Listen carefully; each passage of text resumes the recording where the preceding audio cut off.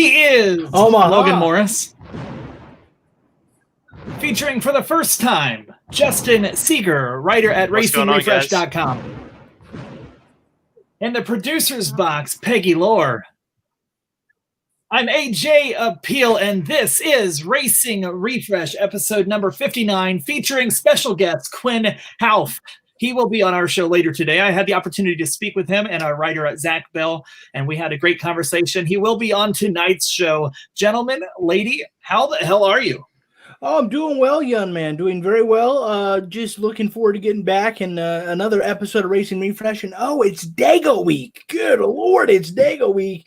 And that means everybody and their mama has got a chance. That's right, including our good friend Quin Houff, I would say, of all of the wild cards. Our good friend and longtime partner here, Tyler Lohr, our co-host, is missing. Where is he? I don't know, but we've got a great lineup for you. We've got a great show. Justin, welcome to the show. Your first time. How you doing? I'm doing great, man. I'm so thrilled to be here, and I can't wait to get into some lovely NASCAR discussion here. Absolutely, and of course, we have our resident Riled thing. We have Peggy Lohr. Peggy, how you doing? I'm good. I'm missing Tyler, but I'm good. She's good overall. Tyler, do you see what happens when you're not here? You really bring us down. We're going to work really hard to make sure everybody has a great show. Want to say hey to everybody tuning in around the country, including our good friend Zach Bell, writer over at RacingRefresh.com. Just about everybody here is a writer at RacingRefresh.com. We want to thank everybody for visiting the site. We have some great articles. We're reviewing every race. We're giving all of the Loganity you can handle, and even old AJ Appeals offering some opinions here or there. This is our 59th episode already, and I tell you, I can't believe we're up to 59 episodes. Logan, we said that at one point this was a dream. It was just going to be us each week, and we were going to talk racing, and we were going to make millions, right? And here we are, 59 episodes in our third season, and we have, sometimes thousands of listeners on these episodes. It's getting out of control. Still waiting on those millions, though. Still waiting on those millions. I hate to be greedy, but Lord, we're in the, hey, I got to do what I got to do. Look, it's great to be here. We do miss Lohr. I hope he's okay doing whatever he's doing. I'm sure he's cracking open a cold one at Shady Bowl or something. You know how he is. He's probably out supporting the local track, or he's made a really long trip to Advanced Auto Parts, and then is gonna tune in with us, or he might be at a race shop and getting kicked out currently, as we've seen. But great to be here. Very excited to see your sit down with Quin Houff. I can't tell you what a privilege and a pleasure it is to just be a part of a show that has that. I did not take part in the interview due to scheduling conflicts, but man, that shows momentum. But old Mo's fickle. Dan Foster says he loves the articles on the website. I love the articles on the website too, especially the two that I've written so far. I'm a little biased to those. A little bit biased, I would say, wouldn't you? We have a little bit of some racing review. I want to get our new friend here, Justin, brought into the screen here. A racing review, and we have a hell of a race this past weekend. We had Las Vegas Motor Speedway, and I'll be darned if Kyle Busch wasn't the most popular pick in our fantasy league. Once again, several drivers and players are assuming Kyle Busch is the win. Folks, if you haven't been following along, I keep saying Kyle Busch is not winning a race this year. I said it in our first episode, folks. Here he is. He's still winless, and the Las Vegas race didn't go to him. It went to none other than, was it Chase Elliott? No. Was it Denny Hamlin? No. These races are unpredictable. Okay, but Kyle Busch is still winless. Chase Elliott and Denny Hamlin didn't grab the win. Logan Morris, we go back to Las Vegas. Did you bet on black or green or red? What were you thinking? Well, I'm not a gambler, man. I've gone to Vegas twice, and guess what? I've not bet a dime. But look, it just goes to show you never know. We all like to look. We all, including me, you, Lohr, we all like to think we know who's going to win week in, week out. We all think it's going to be one of the quote-unquote big three teams, but you do just never know, and Vegas proved that with a little bit of odd pit call strategy. Matter of fact, we can say a pit mid-call strategy with Matt Midcall, getting the hometown boy in Vegas, and so it really was cool to see, and because you can just see the emotion and the elation of Busch. I would agree with that for sure. It was interesting. Now, I mentioned Kyle 4 times, but it was a Vegas boy, Kurt Busch, with the win. How about that emotion? He gets that first win in 20 seasons, Justin. Yeah, it was really cool to see Kurt win. I'm not a huge Kurt Busch fan myself, but I definitely like him better than his brothers. So I was pretty happy to see the elder of the two Busch brothers get a win. I got to say, I was rooting for my guy, Martin Truex Jr., but he just wasn't fast enough to get up there and get it. So, but it was really cool to see Kurt Busch win. I didn't have him going on to the round of 8, so that's definitely making my bracket look pretty rough. The round of 8 is getting a little interesting. To think that we might have all 4 Stewart-Haas racing drivers have a great year, and then, we get to this point in the season, and we're thinking, not really. We have pretty much just Harvick doing well. We've got these weird one-time winners with Austin Dillon and Kurt Busch. And then Vegas wasn't only a surprise, for the Cup Series. Chase Briscoe was no surprise, but the surprise is that he doesn't stop winning. And then Austin Hill with that truck win. Let's stay with Briscoe here. Chase Briscoe, young Chase Briscoe. Is this young man going to ever stop? Is he, for sure, the 2020 Xfinity Series champion? We'll go to Logan Morris on that one. I think so. I think he is just determined. He's got that chip on the shoulder. We've talked about how he wanted so badly to have a Cup ride, and he said, I believe 8 races was going to be the number 8 or 9. I can't recall off the top of my head. Anyway, he's going to clear that in spades, it seems like, and he's so determined to get to the top level because he's been down for quite some time. Not to mention, it's a story we can all root for because we know his hardships he and his beautiful bride have had with fertility and all those things. He's determined to be at the Cup level, and so he's got the chip on the shoulder. So even if he wins every race from here on out, he's determined to be a champion, to prove to Stewart-Haas or maybe Go Fast Racing with the affiliate car, I belong there, put me there. It puts him in a rock and a hard place. I would agree with that. So I believe that number was 8. He said, they're not giving me a shot at the Cup Series. I'm not going to have a chance unless I, go out and win 8. And he just threw that, that winning billiards ball out there, said 8 wins. Well, here he is at 8 wins, and, he'll have a dozen by the end of the season, perhaps. Now, the weird thing is, him and Harvick both essentially coming out of Stewart-Haas Racing stable. Sure, there's the Diageo-Bendeste racing families that help co-fund and manage, but that's really a SHR car, and most fans know that. Plus, it has exclusive Ford funding. Even the Team Penske rides don't have Ford-powered funding in the Xfinity Series. What about you, Justin? What are your thoughts on Chase Briscoe and that title?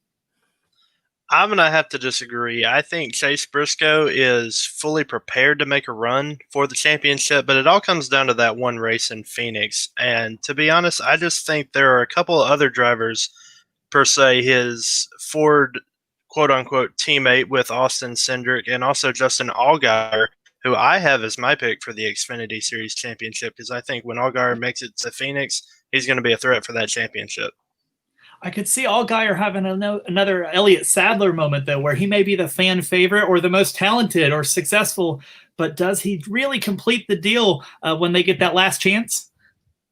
Well, like I said, it all comes down to that one race. So it doesn't matter what he's done all this past season.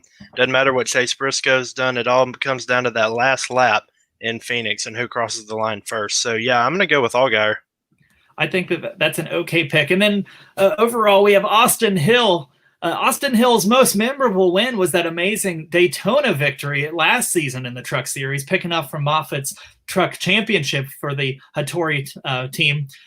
He's still up there. He's contending for wins. Who do you think is the Truck Season champion at this point, gentlemen? For the Truck Series championship, I still have to go probably with Sheldon Creed. I think that he's been consistent enough and he's been winning races. He was the dominant truck at Las Vegas until that last caution got Austin Hill ahead, and he was chasing Austin down. I think you give him about 5 or 10 more laps, and I think Sheldon Creed would have been the winner at Las Vegas. So I think Sheldon Creed's the favorite. What about you, Logan? I have to agree, actually. Look, Sheldon Creed, ever since he got that rain-shortened win at Kentucky, has got that proverbial monkey off his back, and he's just a Sheldon Creed renewed, if that makes sense. You can tell the pressure's off, and now he knows he belongs. And he has just constantly been in winning contention since getting that win, and, of course, he's had a few more since then. Yeah, I think he's got to be the all-around favorite. I'm going to disagree with gentlemen. Here's when I forecast the Truck Series. There's some unusual things. First of all, if you're tuning in for the first time, welcome to Racing Refresh. We are broadcast live from Columbus, Ohio, every Friday night, 9 p.m. Eastern. If you're on this page right now and you're on Facebook, mash that like button. Click it. I'll wait for you. If you're on our YouTube page, there's a red banner that says subscribe. Punch it, mash it, smash it. Definitely like and subscribe. We appreciate those gestures. That keeps us going. All right, back to our Truck Series title here. 2004, Quin Houff Incorporated, freshly off of a nice rookie season and sophomore season in the Cup Series. Quin Houff and Daytona invest millions into a truck program. They had similarly owned a team. We're back in 04, okay? They hire Matt Crafton, driver who had been in the Truck Series since 1997, and he had a really awful year. And who do they replace him with? Ron Hornaday. Ron Hornaday would end his Hall of Fame career with 4 Truck Series titles. Well, here we are 16 years later, and Matt Crafton has 3 of them. They say that old men can't do it. In that sport, he's the oldest. He's my pick to go back-to-back in the Truck Series. Gentlemen, any thoughts on Matt Crafton's chance? Genuinely, I hope you're right. Especially, I am a leader of the Old Guys Can Still Do It brigade. And so I really, I think that's a great story. I hope to see it. I especially love to argue with Peggy, who believes that old guys should just hang it up forever and they can't win and they ain't done anything and they're just worthless. So so yes, a championship for Matt Crafton is a championship for old guys and nostalgia everywhere. I hope you're right. What about you, Justin? Do you think he's got a chance at it? Well, as long as he's still in the playoff grid, he's got a chance, but I got to disagree with you. I think that Matt Crafton just hasn't shown quite enough. He did have one more win than he did last year, but I got to say I think Matt Crafton just doesn't quite have what it takes to win the championship, and I honestly think if this championship doesn't go to Sheldon Creed, then it's going to go to his GMS truck teammates. I think these are a really tight group of talented drivers, and they compare to one another comparably. They really work hard in that series, and I've said for many years that is my favorite sanctioned national tour in NASCAR. I love the Truck Series far more than the Cup Series, and I laugh at the Xfinity Series. That's just my take. They're all 3 worth your time, though, if you're a new fan. Overall, it is about coming through those ranks, and one young man is the youngest in the freshman class, and that is Quin Houff. Not Huff. Quin Houff. He drives the 00 Chevrolet for Starcom Racing. He sat down with Zach Bell and myself this afternoon, and he shared a little bit about his story and what keeps him going. Please enjoy our interview and our special guest today, Quin Houff. Right into this.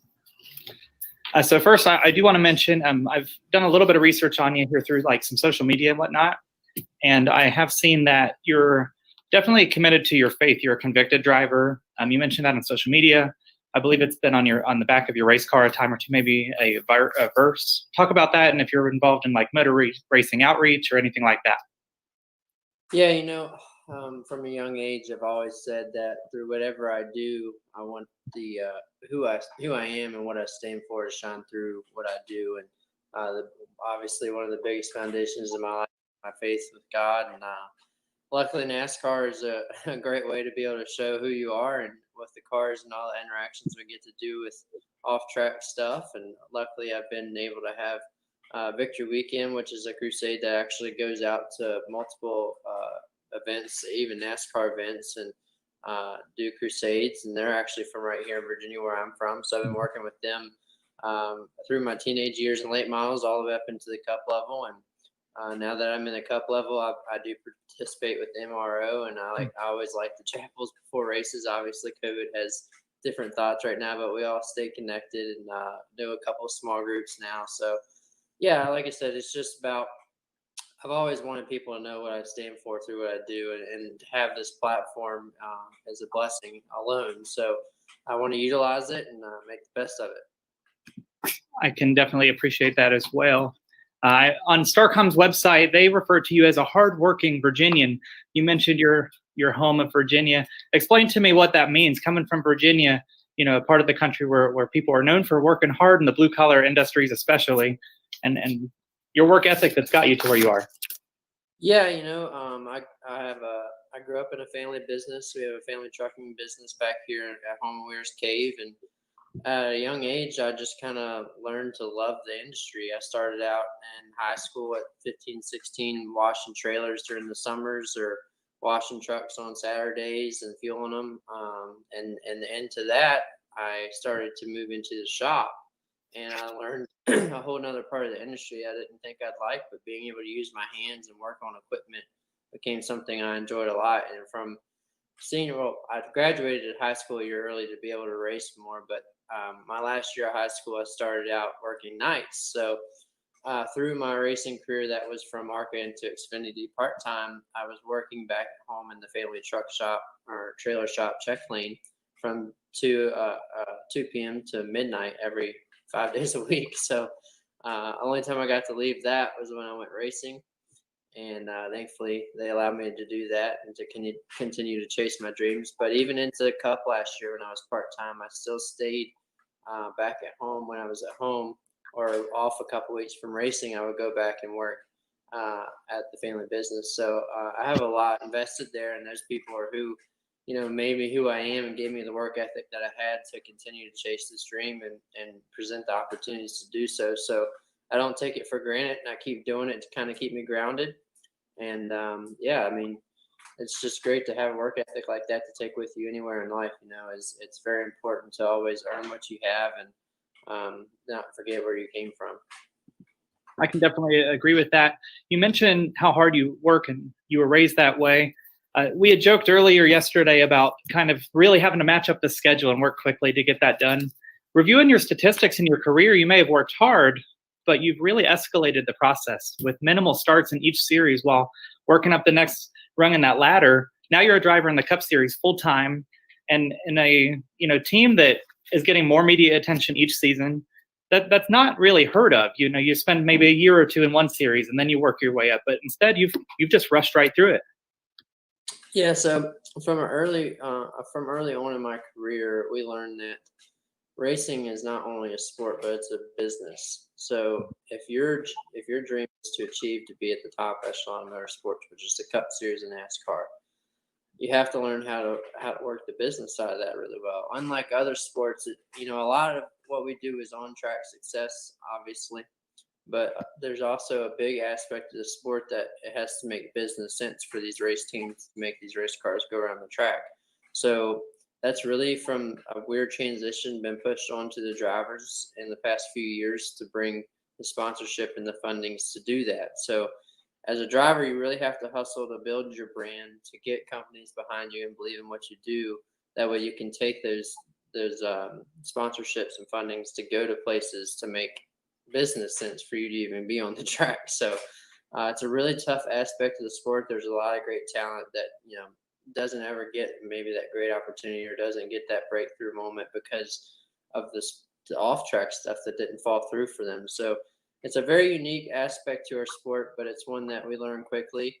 And we had, our allotted budget that we have with our partners, and it was okay. Well, as a driver, what can I do best with this budget to get me to my ultimate goal? And that's what we do. We work diligently with NASCAR.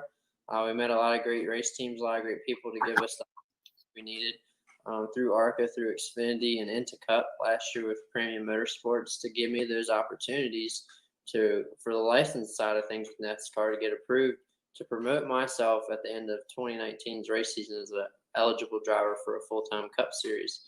And thankfully we achieved that.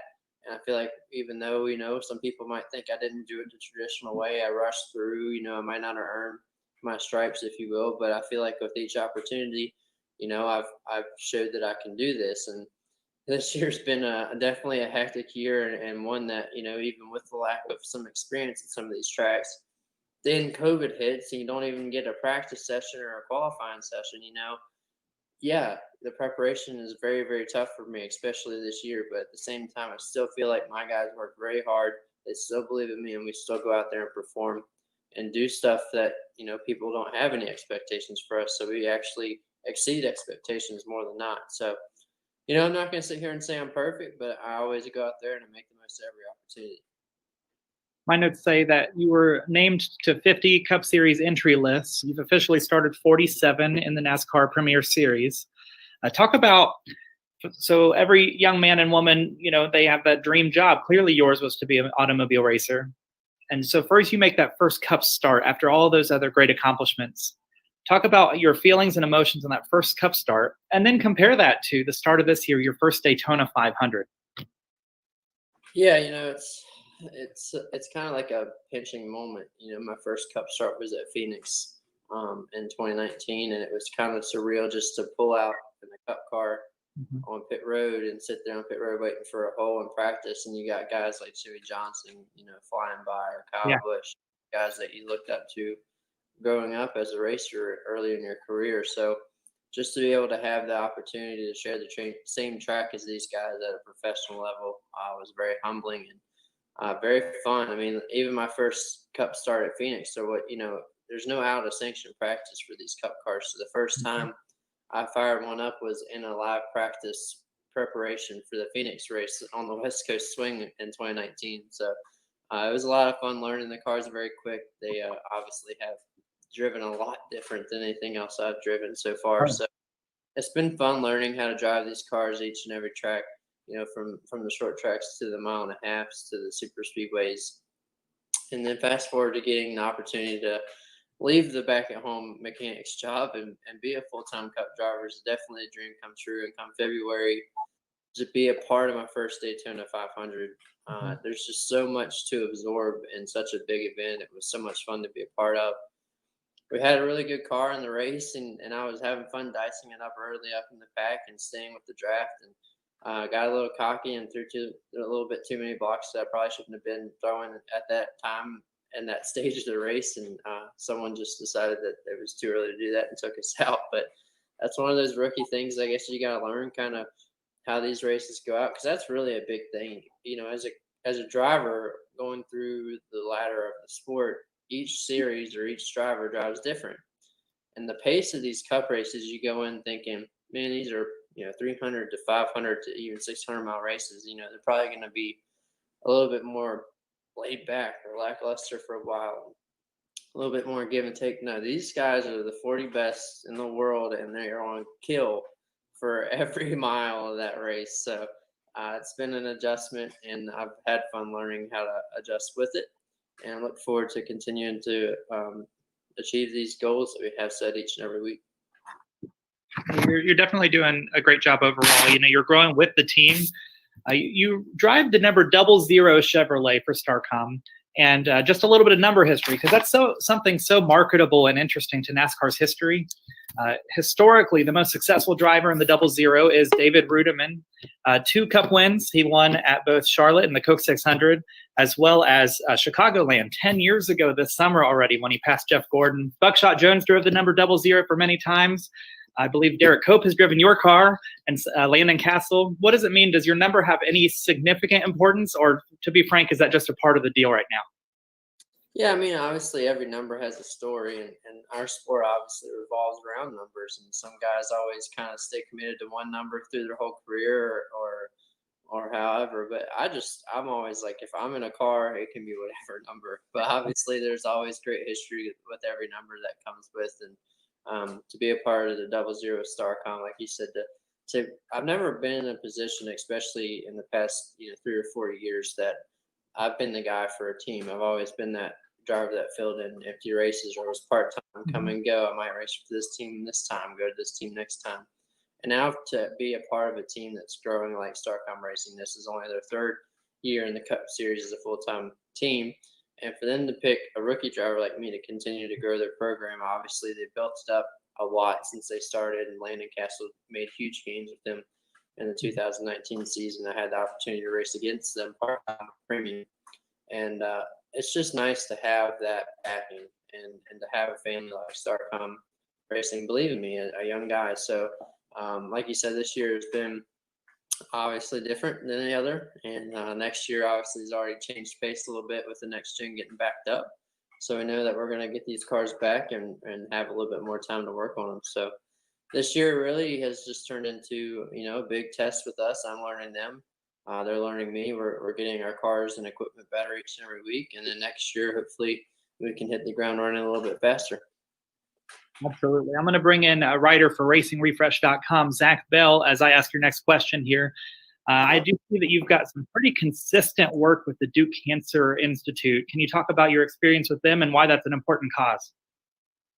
Yeah, man, it's a really personal cause for me. You know, I'm surrounded by breast cancer on both sides of my family, from my grandmother on my mom's side, my grandmother on my dad's side, and my mother. My grandmother on my mom's side fought it before I was really old enough to realize what was going on. One.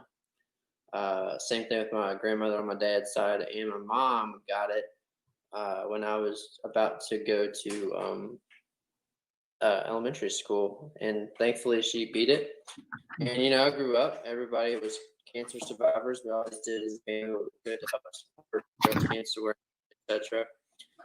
And then when I got to age 17, I believe, my grandmother on my dad's side started fighting cancer for a second time. It had came back, and not really too long after that, my mom's cancer had came back through her lymph nodes as well. So now I'm seeing all this again at a completely different age. And at first it was like, well, what can I do more to support them through what I do, like we talked about earlier in the show, showing people what I stand for.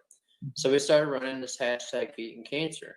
Ran the pink numbers, the ribbon on the hood, had my Mama BJ's name and my mom's name on the deck lid. And that was really cool, but it got to a point where it was like, well, what can I really do more to help not only my family, but other people's families? Because obviously cancer affects many, many people throughout and families throughout America. So when the cancer came back for my mom, she was at the local hospital, and they pretty much just told her, you know, this is something that has spread to the point that you can't really beat it. We can give you treatment for the rest of your life and live it out the best you can. And that just wasn't obviously a good enough answer for us, or her especially. So we took the opportunity and went to Duke University, which has a very well-known cancer institution. And they went down there and they kind of had we're going to grab this bull by the horns and take it down. And she was all on board with them and started aggressive treatments with chemo and radiation and the whole bit again. Spent time through and ended up, thankfully, I don't like to use the word cancer free, but is living a normal life again.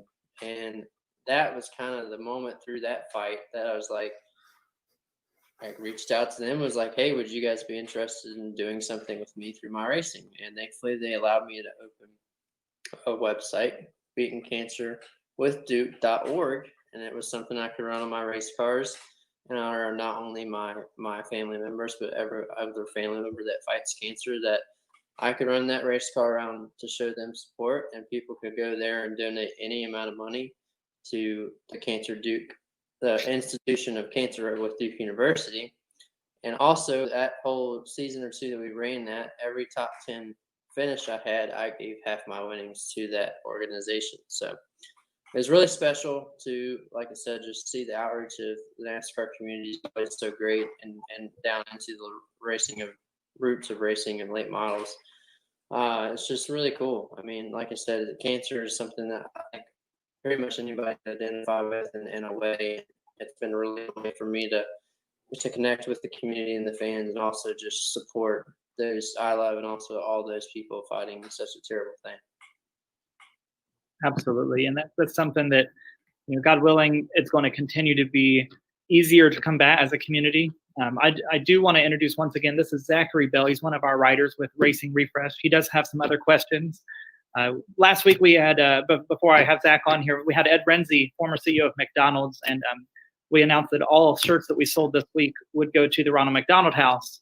All shirts that we sell next week, the money will go to Your Cause with Duke. And so that's something we're proud to partner on. Zach, I'd like to bring you on, and I understand you have some questions for Quin as well. First off, I want to say I'm really, really excited to be here and talk to Quin. You know, this is something really cool. This is the first driver I've gotten to talk to in an interview. I guess the first question I have, you know, Wednesday, the 2021 schedule was announced. I think a lot of us were finally excited to hear it and see it. And I'm kind of curious, like, what are you most excited for in next season's schedule? Man, it's NASCAR is definitely all about change, and it's kind of like there's two sides of it. Like, it's about time, or I don't know. It's just there's so many different things now, and as a rookie driver like me, I've been learning some of these tracks, from 18 years old to now, like Chicagoland or Kentucky, and getting the hang of them. And here we go, axing them off, and we're going to go road course racing. And if there's anything that I have least amount of experience in, is road course racing, and right next to that is dirt racing. And here we're going to throw dirt on Bristol Motor Speedway. So there's a lot of great challenges coming up, and honestly, all these guys don't have the experience necessarily at those racetracks. So it does present a little bit more of a level playing field, like we saw with the Roval when they introduced that. People loved it because they didn't know where the heck they were going, and that's kind of part of the aspect, rather than us going and running around and seeing everyone follow each other at Kentucky Speedway, since everyone's been there, and ran 1,000 laps there. So I don't really know what I'm most excited about. I will say I got on and ran the Circuit of the Americas on the sim yesterday, and I didn't really know where I was at, but I didn't run off the track a whole lot, so that's a plus. But I mean, next year's going to be very exciting, and then 2022, and hopefully the next gen car introduced. I know they're going to be even more schedule changes, and I just look forward to being a part of it. My dad called me the other night. He's like, "If there's one thing though, you were a part of NASCAR when a lot of things are shifting, and it's kind of fun to be a part of that, and I look forward to it." Yeah, I'm a Texas boy myself, so adding Circuit of the Americas is pretty exciting. I know that the Cup Series, y'all will have a great trip down to Austin, seeing that facility and that track alone, that city alone, something I'm excited about. But another question I have is, you ran like half of last season, basically half the schedule last year, and obviously the full rookie season this year. So what's your favorite memory you've made so far in the Cup Series? Oh man, I mean, that's really hard to pick one. Like I said, it's a humbling experience to be able to do what you love as a profession, and to be able to make it, to be able to race in the Cup Series at all is a blessing. And that was kind of enough as a youngster at 21 racing last year, and then to be able to have a full-time opportunity this year with Starcom Racing has been very humbling. And I think the biggest ones this year has been obviously the Daytona 500. That was very big to have all my family around. It was kind of that point you could really look back and reflect on getting into a go-kart at age 8 for the first time, and getting this bug, and looking how far we've come and everything we've been through and all the people we've met. It was a really good reflective thing, and I think that was probably the best memory so far. Obviously, this rookie season's been kind of crazy with COVID. I can't really have any really family with me. I can't have any friends. The fans are absent. So since we've come back from COVID, it's been kind of a downer, but we're still getting to do what we love. It was one of the first sports to come back. So hats off to NASCAR for making it happen and getting a protocol in place that we can continue to do so. And we're the only sport back on track. So to get back on track for our playoffs is huge. I'm looking forward to going back to a lot of these tracks now. I've learned so much with my team, and to be able to compare our first trip to our second trip to these places is night and day. So I'm looking forward to it. Hopefully a little bit more normalcy comes back for 2021, and we can continue to make some more memories. You have one of the youngest ages here of the whole Cup Series roster. I don't know that you're the youngest, but you're one of them. Is there anybody that stands out, puts their arm around you and kind of mentors you within the Cup Series? Is there anybody either on your team or off that stands out? Yeah, I mean, obviously as a rookie, I try to get all the help I can. Having a very experienced driver like Derek Cope in my corner with Starcom Racing as a general manager is huge, especially for these super speedway races, him being a Daytona 500 champion himself. And then I've also had relationships with Corey LaJoy coming up through super late models. I've raced with him. I've been close with his dad and LaJoy seating. And then into the Cup Series, Michael McDowell is a guy that I've related to well. He's been in many positions that I've kind of been in.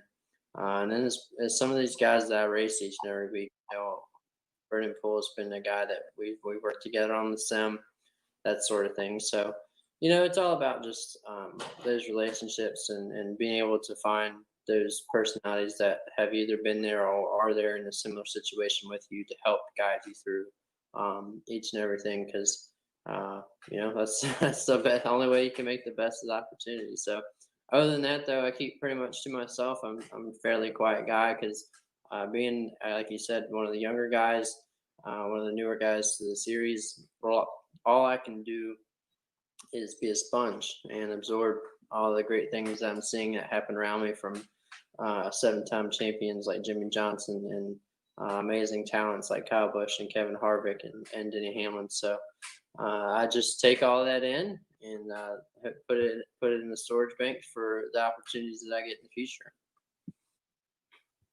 Awesome. You mentioned his name, so I'll ask this a little bit, and actually mentioned two of the names in this question. So you talked about Kyle Busch, and you brought up your you being close with Corey LaJoie.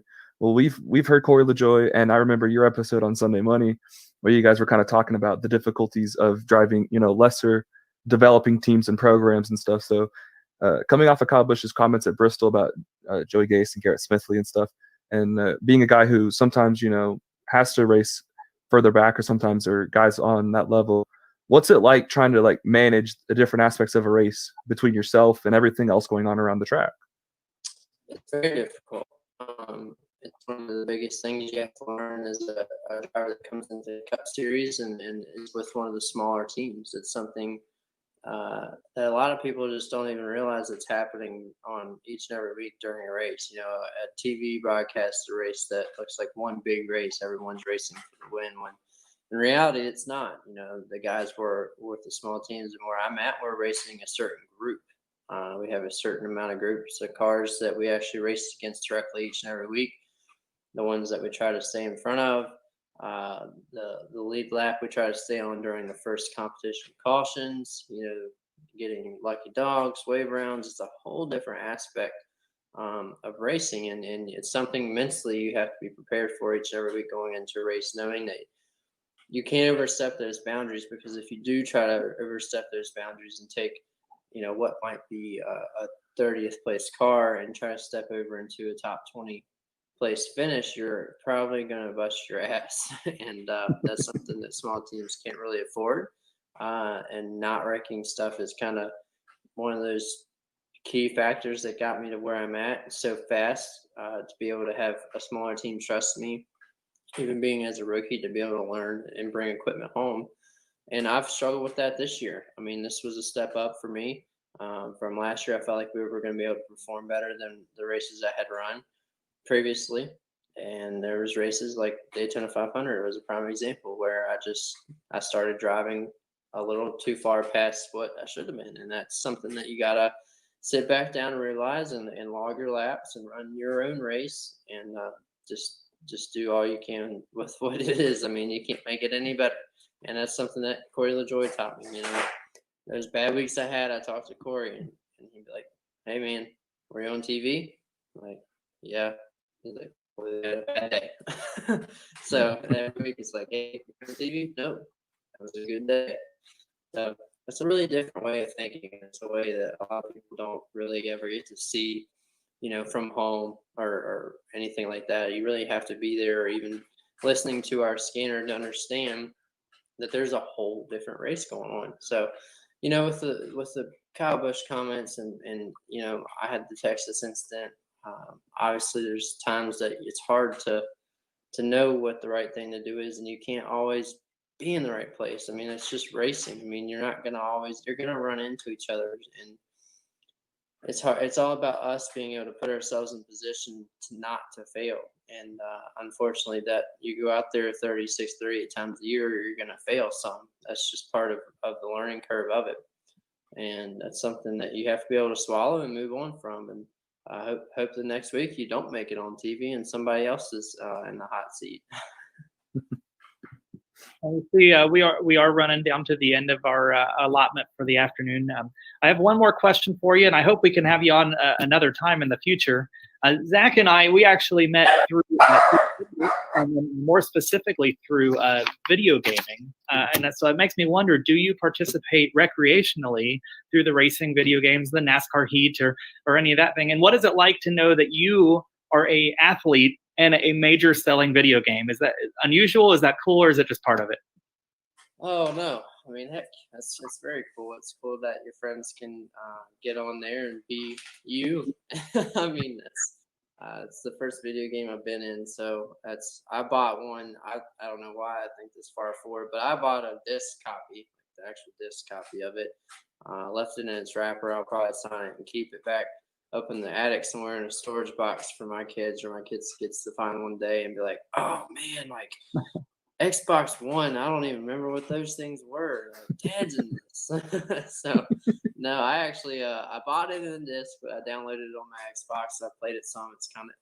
It's fun. It takes you back to when you were a kid. I grew up on the NASCAR games and NASCAR EA Sports games as a kid, racing with my friends on split screen and stuff. So I'm gonna play around on there and play around online. Now you can only have to share a screen. You can go online and race the guys that started at their house. So, and then on the other side of the spectrum, I have a great relationship with Sim Seats, which is out of Richmond, Virginia, which is 2 hours away from me. They're going to be on our car at the Roval here in 2 weeks, and they gave me, like, I was never really a big like sim guy, or like, whatever you want to call it, video games or whatever technology to relate to real life. And I always felt like, oh, you got to feel it in your butt. Like, you got to feel it in your butt to know how far you can drive in or how much gas you can give it off. And Sim Seats, I went and visited them, and they have amazing rigs for iRacing. And I got one from them that moves. So now that aspect is out of the bag. Like, I can feel the bumps, on all of it. It's amazing the technology they have. The triple screen monitors that wrap around you the whole bit. And I've had a blast playing with that. And I don't know how this timed out, but I got it right. I think I got it 2 weeks after the COVID break hit. So it was like perfect timing for me to have nothing else to do other than learn how to race on iRacing. And I am not going to say I'm good at it, but it's been a huge tool. I've met some great people through it. And heading back into the race season, no practice, you're heading to Darlington, you never run a lap there. I ran, the piss out of it on my sim. So it's been really cool, and I've formed a lot of great relationships through it. But yeah, it's from iRacing to being on a NASCAR game for the first time. It's been a crazy year. Ladies and gentlemen, that's Quin Houff. Thank you so much for your time. Zach, thanks for being on with us as well. And hopefully we stay in touch. Best of luck at Talladega. Absolutely. Yeah, good luck, man. For having me on, guys. All right. All the best. Take care. God bless. All right. See you, buddy. All right, and that was Quin Houff, driver of the number 00 Chevrolet. That whole interview will be uploaded to our YouTube for anybody who missed out on the live premiere. We absolutely want to say thank you to him for allowing us to share some of that time with him, and to Zach Bell, one of our new writers on the website. We had a great time. Folks, if you can visit down at the bottom there, beatingcancerwithduke.org. That is part of the foundation and charitable efforts that they are doing through the Houff family. It's a remarkable story that they had. If we can bring back on, we have Logan Morris, Justin Seger, a gentleman, a true kind man, gave us some time, and we learned a little bit about him. If you could kind of share your thoughts. We unfortunately, we can only get so many of us in on these interviews, and everybody having different schedules, and the COVID, we don't get to do it in person. And then I tell you what, if we're not talking about Well, Talladega first of all, already, I just want to say I thought it was a great interview. Great job, AJ, and great job to Zach. I really enjoyed where he talked about his faith. I'm a person of faith as well, so I relate to that. Interesting to hear him talk about kind of the mindset of these underfunded teams. I think that's something a lot of fans don't take a lot of for account of. They are running their own separate race and have their own separate goals other than just winning the race. They may know that, but they might not know how articulate it has to be. Justin, what did you think of the interview? I thought it was really good. I enjoyed listening to Quin Houff, like you said, with the kind of the different mentality of the lower funded teams. A little personal story. One time when me and my family went to Talladega, we actually got to stay at the same hotel that Starcom's pit crew was actually staying at.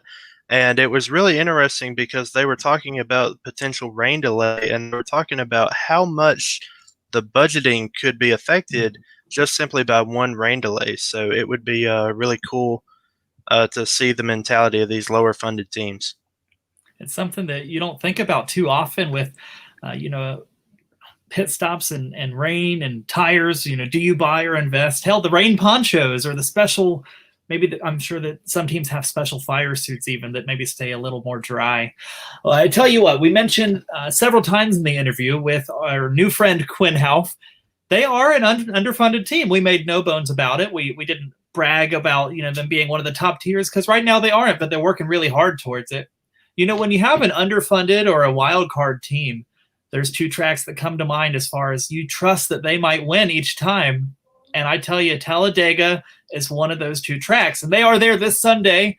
And they are going to be running over 200 miles an hour, 3, 4, 5 wide. Logan, you're all giddy and excited. You're smiling. What do you have? We have Sunday Talladega coming up.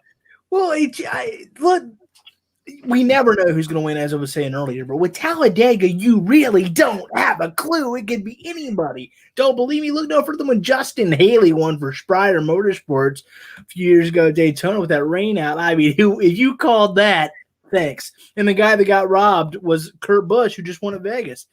But anywho, that just goes to show that anybody has a chance. Cannot wait to see Dega. And I think this is the week of I don't know if it's prediction time yet, but I think this is a week of a non-playoff driver getting a W. It's a wild card for a reason. We have guys in their final seasons trying to get a W, guys like Jimmy Johnson, guys like Matt Kenseth.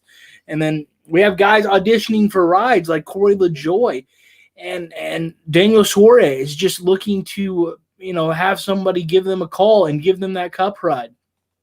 There's so much wild card with Talladega. There's so much wild card with this season. There's so much wild card with this silly season. I can't wait. Shut up and take my viewing pleasure time. I can tell you're excited. Is there anything we'll make our picks after Tom. We've got him coming up. Is there anything besides the top speeds that we're thinking? Is there going to be a big one? Is there going to be a rookie winning? What are you thinking, Justin? Well, first thing I'm thinking of is there are 11 playoff drivers that are going into Talladega with fear in their eyes because they know the wild card track this is. And it'll be interesting to see what the playoff mentality is. Do they go for points or do they just try to hang back and try to stay out of the big wrecks? Because if you get caught up in that big one, it could really mess up not only your race, but also your championship hopes. Mm-hmm. I could see that as well.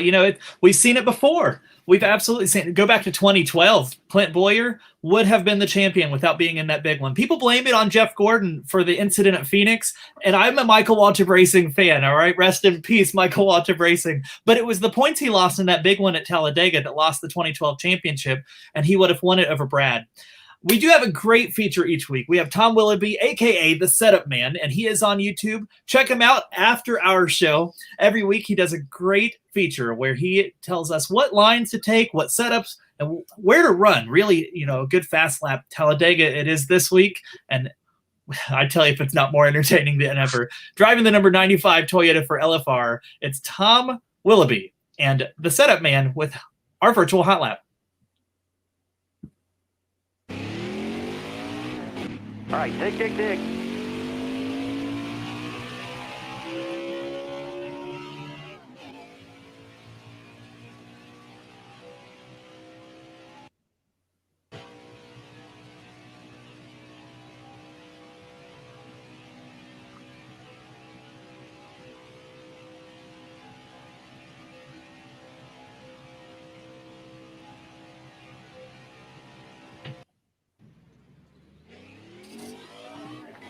All right, dig.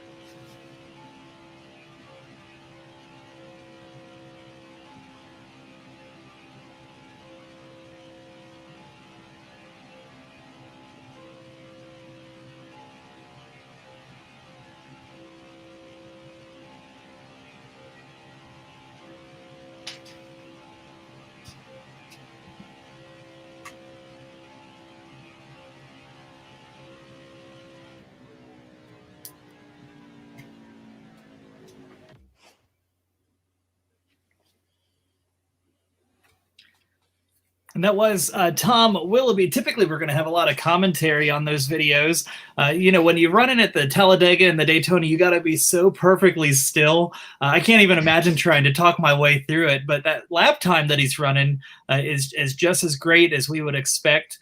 And he's definitely the guy you're going to want. If you're a virtual racer, if you're a sim racer, go to the YouTube.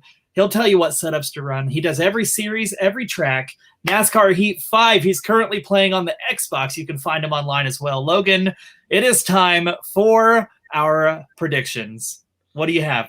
Well, first of all, I hope the setup man gets over that obvious case of laryngitis. Boy, that's really whipping his hind end there. Other than that, look, as far as predictions goes for Dega, can you make a prediction for Dega? I mean, you are the super speedway savant of the fantasy league. So obviously you can, but I've never figured it out. I think I've won one super speedway in the 3 years I've played.